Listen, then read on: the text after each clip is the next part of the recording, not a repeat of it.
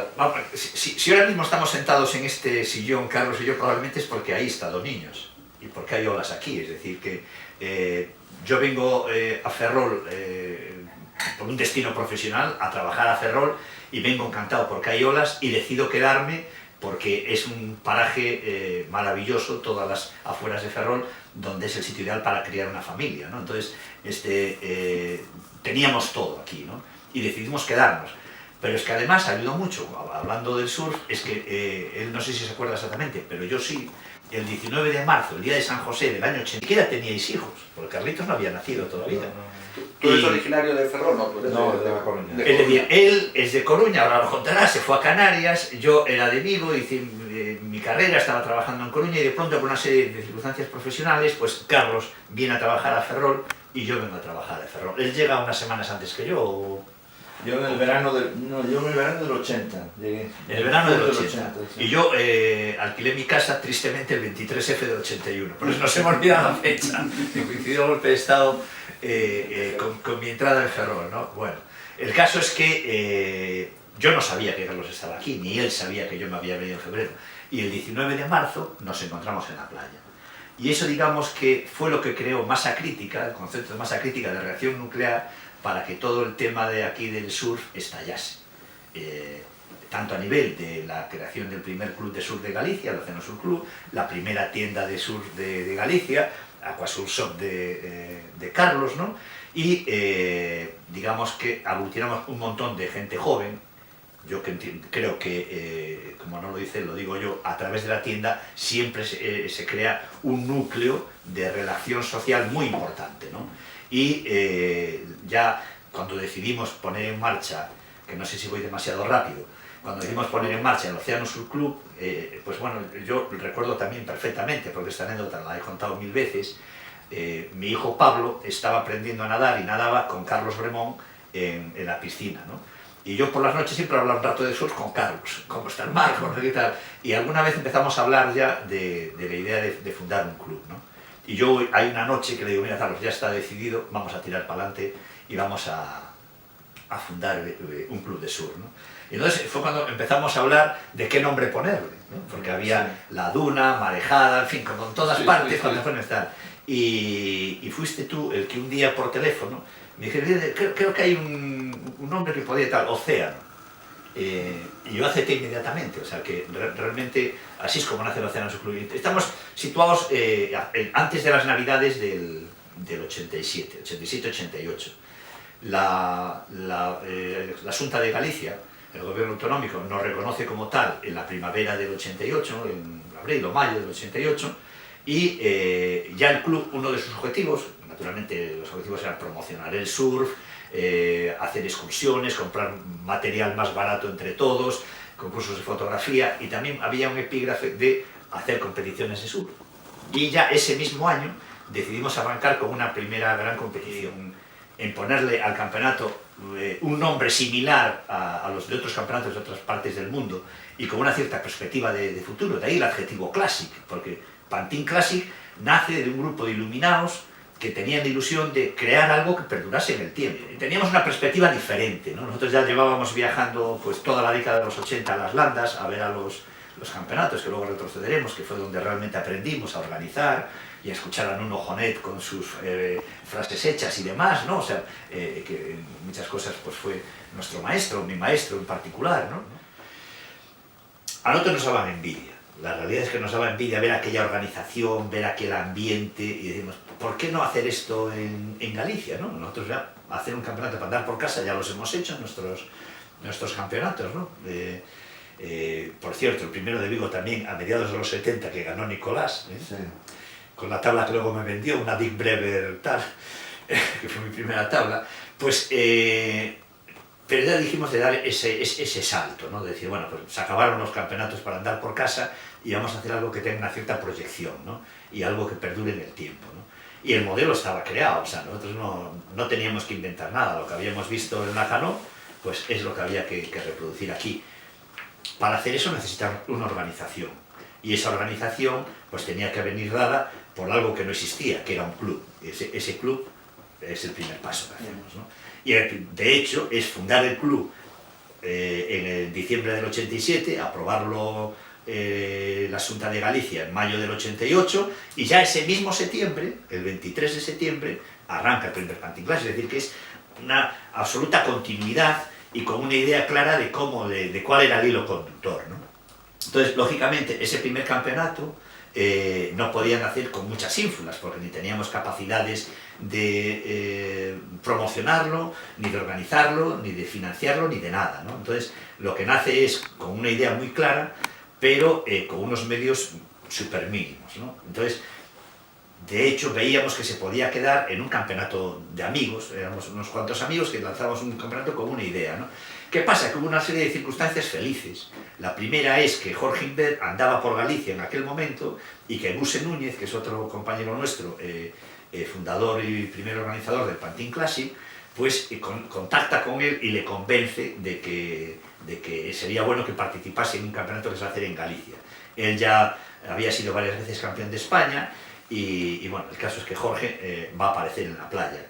Esto que os contaba antes también de que Mark Rosser, el australiano, y Cef Cordoni, el sudafricano, andaban por aquí surfeando como surfistas de surfari y que, bueno, pues les convencimos en aquel septiembre, esencial, ahí fue la figura de Nano Couto, de que era bueno meterse en el agua. Y yo no sé cómo llega también al conocimiento de un tal Daniel Sungway, que era americano, pero que tenía familia en Cedeira, y también viene al campeonato. Entonces se juntan, digamos, y aparte Roberto Cillero, el brasileño, que estaba con nosotros en Pantin ese verano, todos los días, ¿no? ¿Por qué en Pantin?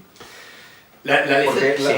Hasta, por lo que tengo entendido, o sea, Doniños era el núcleo de surf aquí en Ferrolterra. Exacto. Sin embargo, nosotros lo que comprobábamos era que en Pantin la frecuencia de las olas era mayor que en Doniños.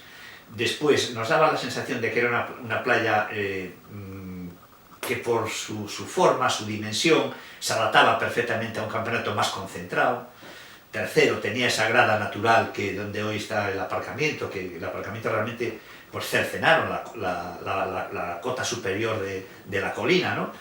Y bueno, era una playa que la teníamos muy idealizada por las aguas limpias, transparentes y la frecuencia de olas. Entonces, decidimos hacerlo en Pantin.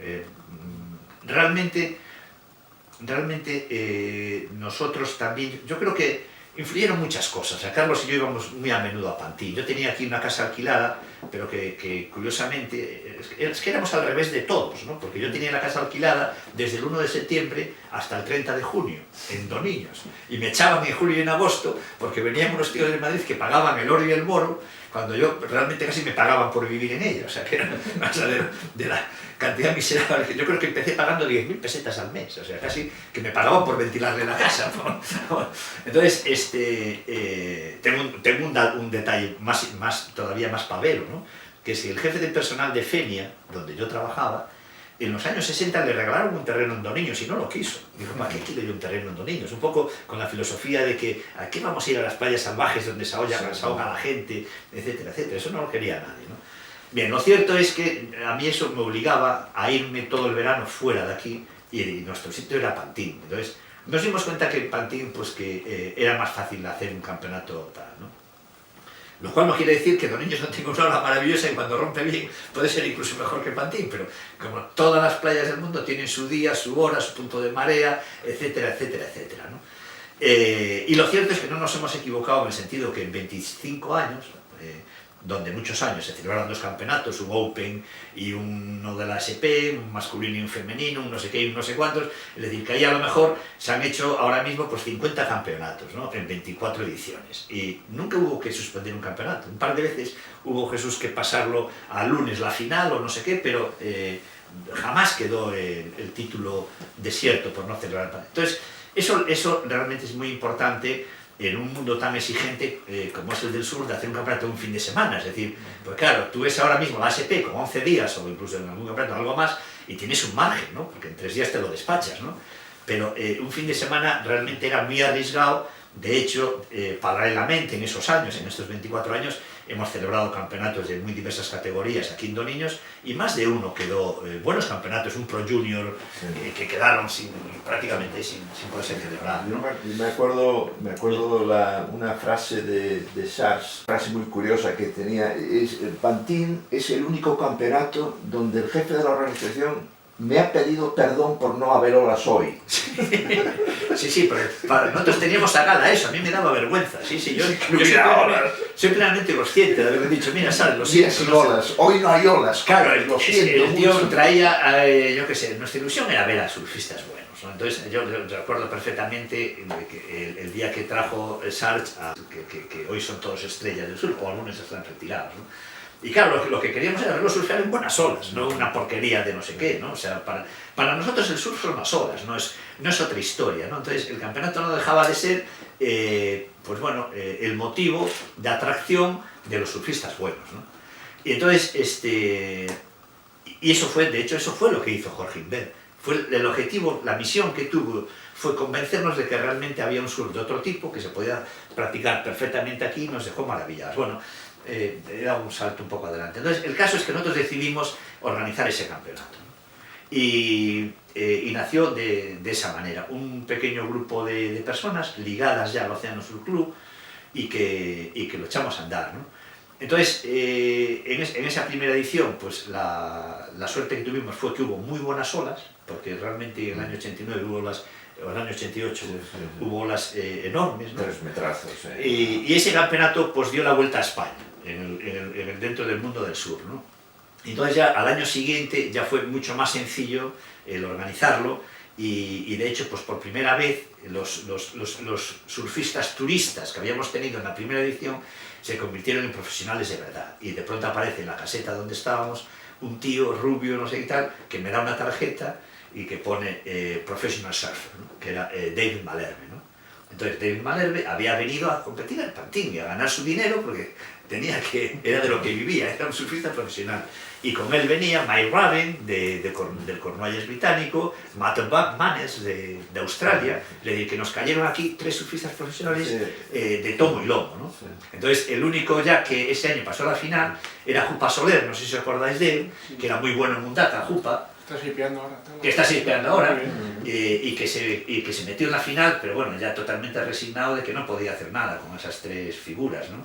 Y ya los nuestros, que en la primera edición pues habían tenido un papel decente, ¿no? Y de hecho pues Fernando Larraga y mi hermano Balbi habían entrado en la final, pues ya fueron eliminados, ¿no? Entonces, yo tengo un inciso, tengo que decirlo, a mí me eliminó David Malherbe en aquel campeonato. Eso lo justifica todo. Ya está, puede seguir. Porque si no igual lo hubieras ganado. Y ya en ese año 89, como escribíamos en la revista, en aquel momento es el momento en donde empezamos a tener problemas de tráfico, pequeños problemas de orden público, ya de robos en la playa de Tablas, es decir, que aquello dejó de ser un campeonato de amigos en el 89, ¿no? Y que veíamos ya que las puertas de un Pro-Am se estaban abriendo, ¿no? Y de hecho, inmediatamente ese invierno recibí la llamada de Esteban Rosés, que pues estaba ya poniendo en marcha la ASP de forma seria para invitarnos a que la edición del año 90 ya fuese de la ASP. Y así fue. El año 90 es el primer campeonato donde ya el campeonato es valedero para el campeonato de Europa ASP, tanto cerrado como el Open, que había los dos, ¿no? Y conjuntamente con el de Tapia, ¿no? Que Tapia ya lo había hecho el año 89, o sea, nosotros hicimos el año 88, Tapia el 89, aunque ellos creo que el 89 es la primera edición del EPSA, que allí lo gana Jeremy Weiss, ¿te acuerdas de él? Un chaval australiano, y el nuestro es valedero para el EPSA en el año 90, ¿no? Y ya a partir de ahí, pues ya la historia ya se dispara, ¿no? Entonces, ya te digo, las razones de organizar el campeonato, pues es eso, ganas de tener buenos surfistas, ganas de hacer una cosa bonita que se hacía en otras partes del mundo, ¿no? Y un montón de ilusión. Ahí hubo alguna gente, pues teníamos en la organización alguna gente fantástica, como Gonzalo Barro, del que yo no me cansaré nunca de decir, lo que le vi trabajar con las manos para los tableros, para tal, es decir, aquí el surf ha sido muy interclasista, para nada ha sido un surf de una clase de élite, ni muchísimo menos, ¿no? O sea, en el agua pues estaban los obreros de Bazán y los no sé qué, ¿no? Entonces, realmente dentro de la organización había gente que era capaz de hacer las cosas, entonces con muy poco dinero eran capaces de sacar adelante una infraestructura de un campeonato, ¿no? Y de hecho, bueno, pues tampoco nos importaba pedir. De hecho, no sé si fue en el primero o el segundo campeonato, la megafonía nos la prestó Carmelo Bouza, el concejal de Valdoviño, que bajó un equipo no tan bueno como el de Jesús, pero bajó un amplificador ahí y tal para poner en marcha la megafonía y tal, ¿no? Y en la puerta de la caseta vendíamos bocadillos de salchichón. Exactamente. Ese fue el primer bar. Exactamente, exactamente. En una mesita. Una anécdota de Pantin, una que llevéis cerca del corazón del campeonato. Mucha necesidad. Hay tantas que ya los árboles no dejan ver el bosque. Sí, No sí. sé. Bueno, yo creo que para mí una anécdota buena que no la hemos comentado fue la comida que tuvimos antes de la final del primer campeonato, del año 88. Y que también demuestra un poco lo que era Galicia entonces, ¿no? Ya había un bar en la playa. Y entonces, antes de la final, decidimos hacer la comida del campeonato. No después de la final, con los premios y tal. Era parar y comer. Y nos prepararon un cordero, que nos pusimos morados, y entre ellos los finalistas, porque Jorge Inver lo comió encantado de la vida, cuando sabía que dentro de una hora tal. Y fue curioso, porque el campeonato, ya ese domingo, había empezado el viernes, fue viernes, sábado y domingo, le dio tanto chollo al tío del bar que dijo que el año que viene lo dejaba, que él no estaba para trabajar tanto. Y en efecto, dejó la concesión. Sí. O sea, tú fíjate esa Galicia sin ganas de desarrollarse, que a un tío le pones el negocio delante y dice, no, que es mucho chollo, ¿no? Y que tengas una comida con los finalistas antes de entrar al agua, como una cuestión de tal, ¿no? Y bueno, yo estaba viendo los presupuestos de ese campeonato, los premios fueron 50.000 pesetas. 50.000 pesetas. El total de premios. El total de premios. A repartir entre... Exactamente, ¿no? O sea, eso fue los premios del Pantin 88, ¿no? Y claro, pues ahora mismo cuando te dicen, bueno, pues hay $150.000 en premios, pues dices, pues el bendito sea Dios, ¿no? O sea, el camino que se ha recorrido, ¿no? Eso para mí, bueno, no sé. Carlos, ¿alguna anécdota? Me estás pidiendo, lo siento, pero yo me acuerdo siempre de un brasileño. ¡Ah! Me acuerdo de un brasileño que llegó en uno de sus primeros campeonatos, sí, no sé si fue en yo el creo 90, que en 90, sí. 90, por ahí, sí. Un brasileño que para nosotros pues fue, yo creo que fue uno de los primeros, si no el primer brasileño que apareció por Pantin. Roberto Ciller aparte. Jorge Ciller aparte, o Roberto Ciller, perdón, Roberto Ciller aparte. Entonces a nosotros nos causó bastante impacto, hombre, este tío debe ser un surfista, ya el surf brasileño tenía su fama. Y entonces pues el hombre se metió, empezó a coger, intentó coger olas, bueno, no tuvo mucha suerte, había poco mar esos días, pero... Yo como expliqué desesperado ya.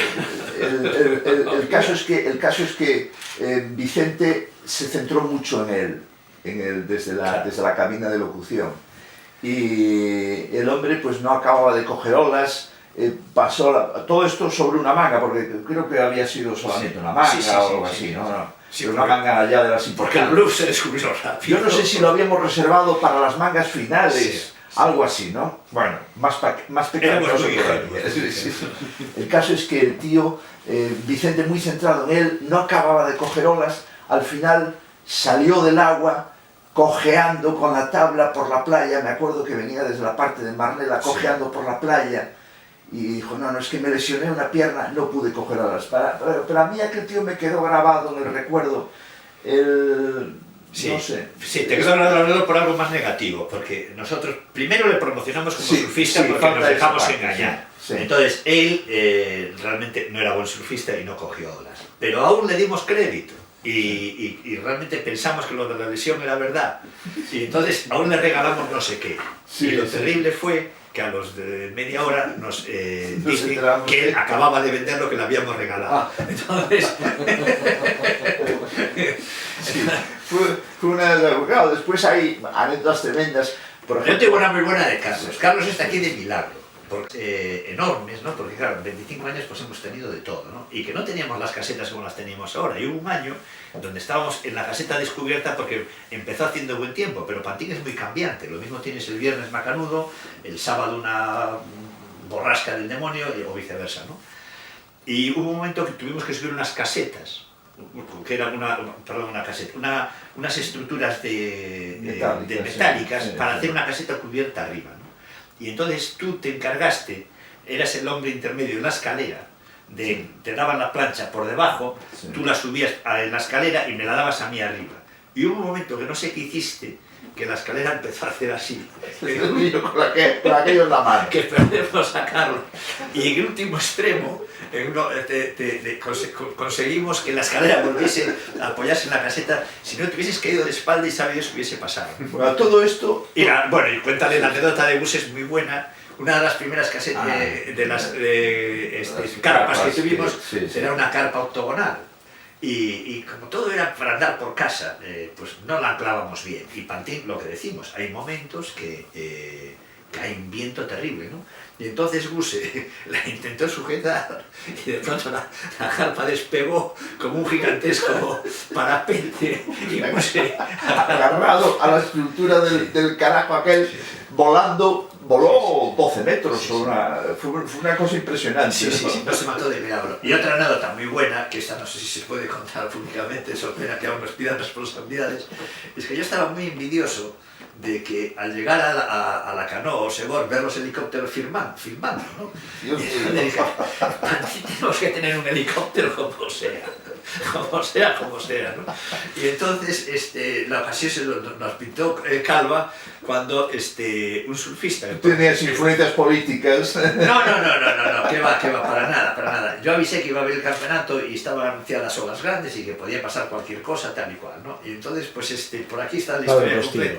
¿Cómo era? Pablo Postigo. No, no era Pablo, no. Ah. A Pablo le voló la tabla, pero no, el que se lesionó fue otro, uno de Baquio, hombre.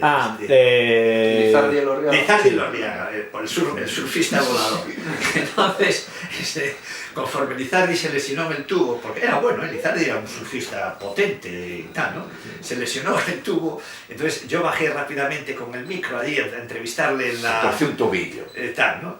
Y entonces ya enseguida me di cuenta que era gravísimo y que había que llamar al helicóptero de salvamento. Yo recuerdo, perdonadme yo recuerdo, dentro de la caseta había una escalera, yo recuerdo a Vicente bajando por la escalera con cara de iluminado, diciendo, ¡el helicóptero! ¡El helicóptero! Sí, que nos la pena, Carlos. Escucha, porque... Acabamos de encontrar el motivo para llamar al helicóptero. Sí, enseguida llamamos al helicóptero, ¿no? Y entonces, pero todo esto fue una concatenación de disparate tras disparate, porque nos siguió la corriente Esteban Rosés. Esteban Rosés le dijo a Lizardi, no te preocupes que te van a llevar en helicóptero al hospital. Y dice, y como creo que no cabes bien estirado, te van a llevar en el patín del helicóptero. Y Lizardi, que era más compositor, ¿cómo el patín? ¿Cómo va a ir al aire libre? Hasta con... Tú no te preocupes que Vas bien amarrado. Y de pronto, en pleno campeonato, de pronto vemos que da la vuelta un helicóptero por detrás de la colina de Pantín y que se dirige hacia nosotros y digo, ostras, es verdad que viene el helicóptero. Y entonces fue Buse el que se encargó de despejar la pista allí en las dunas y tal, ¿no? Que no mató a alguien de milagro, o sea... Y bueno, como ya la cosa ya estaba lanzada, pues no hubo más remedio que decirle a Lizardi que había que irse en el helicóptero para Coruña. Y lo llevaron a la residencia de Coruña. Y claro, cuando llegó a la residencia y vino que bajó por su propio pie, al día siguiente me llamaron y me pusieron a pedir que no estaban los medios públicos para estas cosas, y no sé qué tal, pero nosotros cumplimos el sueño de tener el helicóptero en Pantín. Hay fotos, ¿eh? Sí, está muy documentado, ¿no? Y Lizardi se acordará perfectamente. Sí. Pantín tuvo, ya más en serio, hay algunas personas que fueron clave en Pantín, ¿no? A lo mejor nosotros porque lo pusimos en marcha, pero hubo 3 personas que le dieron proyección internacional, que fueron Jorge Inver, porque lo ganó el campeonato, habló muy bien de él y después, como él trabajaba, enseguida empezó a trabajar para Quicksilver, pues nos trajo a Quicksilver como principal patrocinador, que fue un hito en la historia que viniese una marca australiana multinacional ya en aquel entonces y aportase $30.000 para el campeonato, ¿no? Que nos sirvió a nosotros para conseguir otro tipo de ayudas. Bueno, Jorge Inver es una persona capital, luego hay otra persona súper capital que es Esteban Rosés, con el cual, bueno, todavía hablo con él, me llamó este verano, que ahora tiene una tienda en Mendalla y está viviendo de eso y tal, una cosa muy curiosa. Y la tercera persona, Clyde Martin, ¿no? Clyde Martin viene aquí a competir en el año 90 y se enamora de una ferrolana que se casa con ella tal y cual, y que tiene 2 hijos con ella tal y cual, y digamos que convierte esto en su centro de operaciones residencial, pero su vida surfística sigue estando alrededor del mundo, como está ahora mismo. Ahora estuvo en Bells estos días, ¿no? Y entonces, esas 3 personas siempre han hablado bien de Pantin. Por cierto, lo vi por internet. ¿Lo viste por En una de las tomas, sí. Sí. Porque ahora es el representante del sindicato de surfistas, algo así, ¿no? Entonces, estas 3 personas ayudaron mucho a expandir la imagen de Pantin favorablemente por el mundo adelante, ¿no?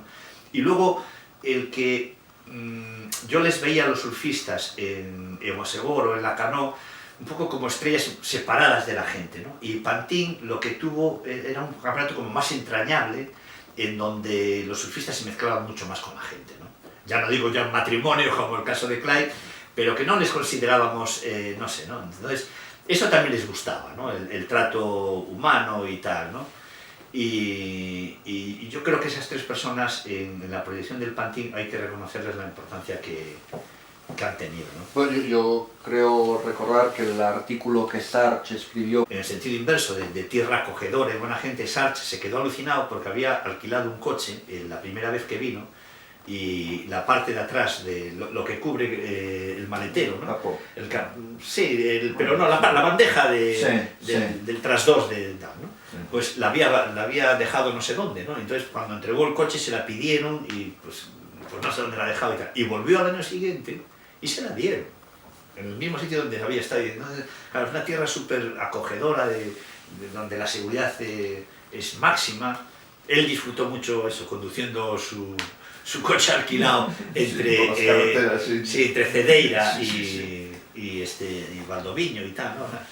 No sé, en ese sentido, pues yo creo que Pantin también tiene un sello especial. Y también he de decir, porque claro, yo he visto muchos campeonatos de surf en mi vida, muchísimos, ¿no? Y otros muchos eventos de todo tipo. Y buenos eventos son aburridos si alguien no los cuenta. Nosotros enseguida nos dimos cuenta que la figura de Nuno Jonet era fundamental en Osegor y en la Canoa, o en Ericeira, y que había que aquí hacer lo mismo, ¿no? Entonces, enseguida le dimos una gran importancia al tema de los speakers y al tema de la música, para hacer algo entretenido, atractivo, con buen ambiente, y a ese capítulo que yo veía otros campeonatos que ponían allí la misma cinta 80 veces y que había un tío que hablaba y que no se enteraba de qué iba, o que hablaba exclusivamente para los surfistas y no para el público. Ese detalle lo cuidamos mucho, y entonces te encontrabas con gente que no le interesa para nada el surf, ni sabe nada de surf, pero que el lunes siguiente, a la final del Pantin Classic, el domingo por la tarde, habían ido allí con la familia, te llamaba y decía: Vicente, qué buen rato pasé ayer, ¿no? Me divertí y entendí todo lo que estaba pasando, y había muy buen ambiente, y esto en Ferrol no es normal y tal. Entonces, ese ambiente se consiguió, ¿no? Y como siempre digo que Pantin, de alguna manera, durante muchos años, y tal vez ahora, ¿no?, sigue siendo un poco de happening juvenil, ¿no? De hecho, recuerdo al entonces alcalde de Ferrol, Manolo Couce, claro, que era compañero mío de partido, ¿no? Y yo lo invité como alcalde a dar los premios, como siempre, ¿no? Y un año vino, ¿no? Y de pronto me dice: mucha gente joven hay en Ferrol. Es que, claro, no sabían dónde y para qué se reunían los jóvenes, ¿no? No saben que en el Festival de Ortigueira se reúnen 90.000 personas, o sea que es increíble lo que es el Festival de Ortigueira, el de música celta, ¿no? Y en Pantin, pues no sé cuántos también jóvenes. Entonces, digamos que es un acontecimiento, un evento, llámale como quieras, ¿no?, muy especial, ¿no? Y que para mucha gente le hizo descubrir que había otras cosas, ¿no? O sea, yo siempre he dicho en Galicia, ¿no?, lo hemos comentado muchas veces, que el mar en Galicia, hasta épocas muy recientes, ¿no?, hasta hace 2 o 3 décadas, solamente se le veía la parte negativa del mar, es decir, lo que era el trabajo en los astilleros, el trabajo en la pesca, el riesgo en la pesca, que se mueren muchos pescadores, el riesgo en la marina de guerra, Es decir, que siempre el mar tenía una parte casi exclusivamente negativa, ¿no? Demonios, voy a ir a la playa a ahogarme, o déjate que te vas a catarrar, o mira, bastante estoy viendo ya en el astillero, déjame que me olvide, ¿no? Y cuando empiezan a aparecer estos deportes, ¿no? El primero quizás sea la vela, que siempre estuvo ahí, ¿no? Pero después, sobre todo, el surf, el windsurf, la gente le empezó a ver la parte lúdica al mar, ¿no? E incluso eso también se colaboró con esa parte lúdica desde organismos como la Dirección General de Costas o Puertos del Estado, que empezaron a hacer paseos y cosas que también a otro tipo de gente también empezaron a verle la parte amable del mar. Con lo cual ahora en Galicia ya es un sitio donde, como en tantos otros, al mar se le ve como esa parte hostil, agresiva, negativa, pero también como esa parte positiva, amable, agradable, gratificante, etc., ¿no? Que en el fondo, esa parte amable, agradable y gratificante es el origen del surf en Polinesia, es decir, porque la gente se metía porque el agua estaba caliente y era muy agradable jugar con las olas. De hecho, alguno de los hawaianos que vino aquí me dijo, yo si viviese en Galicia no haría surf, probablemente haría montañismo, haría esquí o tal, pero no, hombre, nosotros en Hawái, o sea, es otra cosa, o sea, olvido tener que poner unos escarpines, la licra, no sé qué, no sé cuánto, el traje 4-3, como una mortaja de no sé qué, era hace unos años, ¿no? No. Entonces, claro, nosotros lo vemos más, para nosotros también es más como un deporte. Ellos, digamos que era su divertimento natural por lo que le rodeaba. Es como si alguien que vive en los Alpes pues no esquía, pues joder, si tienes ahí la nieve, pues ¿cómo te vas a divertir, no? Entonces, Pantin aquí yo creo que abrió un poco los ojos a